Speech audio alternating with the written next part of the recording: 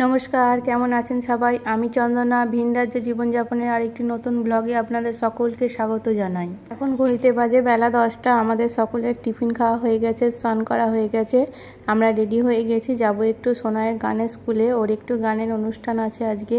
Actually ওরা কি শিখেছে সেটাই স্যার আর ম্যাম একটু পরীক্ষা নেবেন, সেই কারণে গানের স্কুলে যাওয়া। চলুন আমাদের সাথে আপনারাও চলুন। অনেক ছোট ছোট বাচ্চারাই আসবে, তাদের গার্জেনরাও আসবেন। এর আগেও অনেক ব্লগে আপনারা দেখেছেন সোনায়ের গানের স্কুল বা গানের স্কুলের অনুষ্ঠান। আজকেও যাব ওখানেই।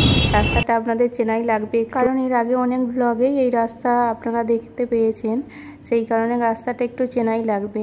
তো চলুন আমরা সকলে মিলে যাই সোনায়ের গানের স্কুলে, দেখি ও একা একা কেমন হারমোনিয়ামের সাথে গান গাইতে পারে। দেখেছেন অনেকেই আসছে, গার্জেনরাও সাথে আসছে, তো আমরাও গেলাম। লেট হয়নি অবশ্য, এখনও সেইভাবে কেউ আসেনি, তাই শুরুও হয়নি। চলুন ভেতরে যাই। স্কুলে ঢুকেই একটা বন্ধুকে পেয়েছে, তার সঙ্গে একটু ছবি তোলা হয়ে গেল, কারণ এখন তো ফোন মানেই সেলফি।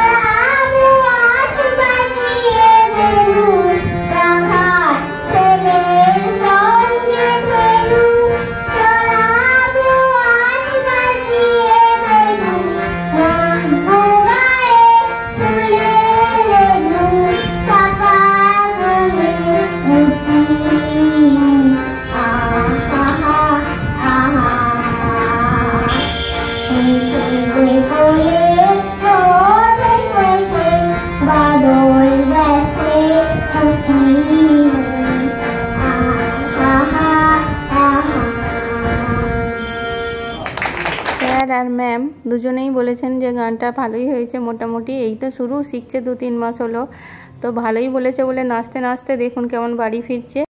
যেহেতু আজকে ধনতেরাস আর শুভক্ষণটাও এখনও আছে, তাই একটা জিনিস কিনবো, পেতল বা তামার একটা বাসন কিনবো। এই এগুলো ধুনুচিগুলো কিরম দাম আছে? ধুনুচি এগুলো, হ্যাঁ এটা আছে আপনার 585 টাকা। দেখেছেন তো কি দাম বলছে। আমার বাড়িতে ধুনুচি নেই, তাই ভাবছি একটা ধুনুচিই নেবো। চলুন ওই দোকানটায় দেখি যাই কিরম কি দাম বলে। আসলে এটা বাজার, তো বাজারে অনেক কটা এরকম পেতল কাঁসারের দোকান আছে, তাই এই দোকান ওই দোকান আগে মার্কেটটা দেখে নিই কিরম কি দাম আছে, তারপর যাওয়ার পথে একটা ধুনুচি কিনে নিয়ে যাব। আসলে কোনো একটা অনুষ্ঠান হলেই না, সেটা যে কোনো পুজোই হোক, জিনিসপত্রের দাম খুব বাড়িয়ে দেয়। আচ্ছা একটু ধুনুচি দেখাবেন? ধুনুচি? হ্যাঁ, নিচে থেকে ধুনুচি বের করে দেখি সামনে।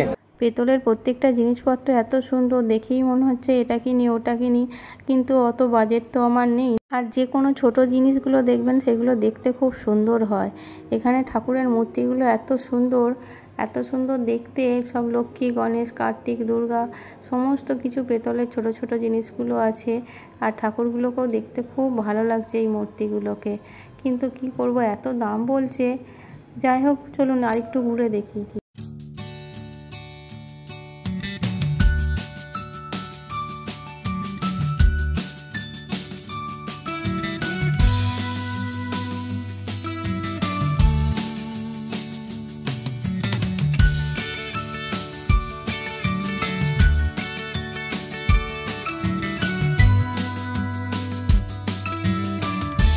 অনেকগুলো দোকান দেখার পর এই দোকানটা একটু কম দামে পেলাম, জানেন তো। তাই এখান থেকে একটা ধুনুচি আর এই ঘরটা নিলাম। কিছুতেই আমার মেয়ে ছাড়বে না এই ঘরটা, সেই থেকে হাতের মধ্যে রেখে দিয়েছে ঘরটা নেবে বলে। যাই হোক, ওর বাবাও চলে এসেছে, চলুন এবার বাড়ির দিকে রওনা হব। যাওয়ার পথে মেয়েটার চুলটা একটু কাটিয়ে নিয়ে যাব। এত বড় বড় চুল হয়েছে যে স্নান করার সময় মাথায় দিয়ে জল ওঠে না, মানে জল যতই ভালো করে পরিষ্কার করে দিই সেই ও মাথায় জল থেকেই যায়, সেই জন্য ওর সর্দিটাও হয়েছে। আহারে, কত বড় বড় চুলগুলোকে কেটে দিলাম, দেখে খুব মায়া লাগছে। আর চুপ করে বসে আছে, আমারই খারাপ লাগছে। কারণ কি বলুন তো, চুলগুলো অনেক কষ্ট করেই বড় করছিল। রোজই বলতো, মা দেখো এবার আমার খোঁপা হবে। কারণ ওর খোঁপা খুব শখ, খোঁপা করবে, একটু বিনুনি করবে, কারণ গামছা দিয়ে চুল বড় করবে, এরকম পুতুল পুতুল খেলা করে। যাই হোক, খারাপ লাগছে না, ভালোই লাগছে। চলুন এবার বাড়ির পথে রওনা হব, কারণ অনেকটা বেলা হয়েছে, গিয়ে আবার খাওয়া দাওয়া করতে হবে, আবার একটু বিকালে বেরোবো। দেখুন আমার বাড়ির কাছে প্যান্ডেলটা কত সুন্দর করেছে, এর পাশেই আমার বাড়ি। ঘুম থেকে উঠলাম এবার, কারণ একটু রেস্ট নিয়েছিলাম সারা দুপুরটা, অনেকটা একটু রোদেও ঘুরিয়েছিলাম, মেয়েটার একটু ক্লান্ত লাগছিল। একটু ঘুম থেকে উঠলাম, মেয়েটা উঠে বলছে, মা দেখো আমার চুলটা কি বাজে লাগছে, কত ছোট করে দিয়েছো। আমরা এবার আমরা বেরোবো শাড়ি কিনতে, কালকে দিওয়ালি, পুজো দিতেও হবে, আবার বোম ফাটাতেও হবে। বোম এখন থেকেও সবাই ফাটিয়ে দিচ্ছে। তাহলে আমরা কোথায় যাবো এবার? বাজারে বেরোবো, তাই তো? বাজারে আর শাড়ি কিনতে, ঠাকুরের জন্য শাড়ি আলতা সিঁদুর কিনতে যাবো। তাহলে এবার আমরা বাজারের দিকে যাব, শাড়ি আলতা সিঁদুর কিনে আনবো, কালকে কালী পুজো দেবো, তাই তো শোনো? আজকে কিনে আনবো, কালকে না। আজকে কিনতে যাবো, কালকে কালী পুজো দেবো, তাই তো? আমরা কি কিনেছি ধনতেরাসে? আর আমি কাট দিলাম, তাই জন্য একটা ছোট গামলা কিনেছি। এই যে ধনতেরাসে এইটা কিনেছি, ঘরটা, আর এইটা। আমার বাড়িতে ধুনুচি ছিল না, জানেন তো। তাই সন্ধ্যা দেওয়ার সময় মাঝে মধ্যে যখন ইচ্ছা করতো একটু ধুনো দেবো, দিতে পারতাম না। তাই ভাবলাম একটা ধুনুচি নিই, কাজেও লাগবে, এটা সারা জীবন থেকে যাবে। কারণ এটা পুজোর সময় প্রয়োজনও হয়, এমনি সময়তেও প্রয়োজন হয়। আমাদের এখনও লাইট টাঙানো হয়নি। কলকাতা শহরে প্রত্যেকের বাড়ি বারান্দা জানালা চারিদিকে লাইটে ভর্তি। তো আমাদের বারান্দাটা ফাঁকাই ছিল। ওর বাবার আজকে যেহেতু ছুটি ছিল, তো বললো চলো আজকে লাগিয়ে দিই এইগুলো। কারণ কি বলুন তো, সেই তো পড়েই আছে, আর চারিদিকে আলো সবার বারান্দায়, আমাদের বারান্দায় থাকবে না, সেই কারণে ওর বাবা লাগালো। তো মেয়ের খুব আনন্দ এতে, ও একটু নাচতেও লেগে গেল। জানি না এই বাজিগুলোর কি নাম। তো ওর বাবাকে বায়না ধরেছিল এই ধরনের বাজি আনার জন্য। কার দেখেছে জানি না, বন্ধুর কার দেখেছে, তার বাড়িতে গিয়ে আরাধ্যার জন্মদিনে গিয়ে দেখেছে। তো এই বাজিগুলো এনে পট পট করে গোটা বারান্দায় এই কদিন ধরেই ফোটাচ্ছে। কি বলবো আপনাদের। আর বেশ জানেন তো, ভালো, হাতে করে টুক করে ফেলে দিলে ফট করে শব্দ হচ্ছে, বেশ ভালো লাগছে।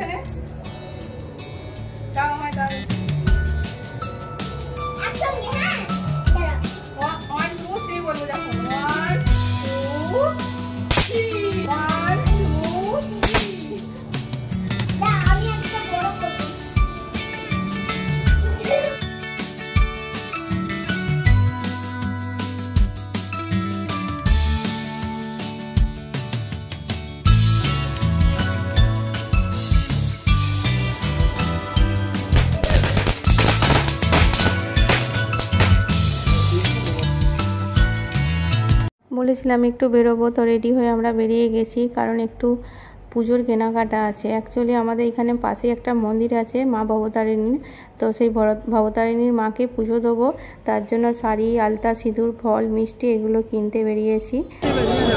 একটা এই শাড়িটা পছন্দ হয়েছে মাকে দেওয়ার জন্য। দেখুন খুব ভালো একটা সুতির ওপর শাড়ি, 12 হাতের শাড়ি, বেশ ভালো দেখতে দেখলাম। আঁচলটাতেও কাজ আছে, সেই জন্য এই শাড়িটাই নিলাম।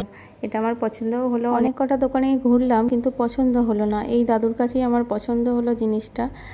শাড়িটা ভালোই লাগলো তাই নিলাম। পাশেই জানেন তো বাজারের প্যান্ডেল হয়েছে ঠাকুরের, কালী ঠাকুরের। অবশ্য পুজো কালকে, কিন্তু আজকে অ্যাডভান্স দেখছি মণ্ডপ খুলে দিয়েছে, তো গেলাম।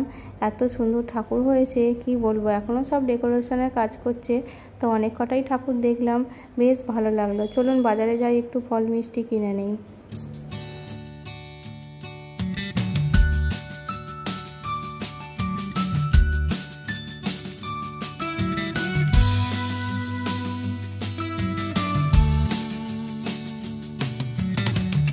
ফল মিষ্টি, আলতা সিঁদুর নিলাম, মোমবাতি নিলাম, অনেক কিছুই নিলাম। হ্যাঁ, শাঁখা পোলা নোয়াও নিয়েছি মায়ের জন্য। মেয়েটা মোমবাতি নিল। সব কেনাকাটা কমপ্লিট হয়ে গেছে, কাল সকালেই যাব পুজো দিতে। এবার বাড়ির পথে রওনা দিলাম। আজকের ব্লগটা এই পর্যন্তই, আবার দেখা হবে নেক্সট ব্লগে। Bye bye, good night. সবাই ভালো থাকবেন, সুস্থ থাকবেন।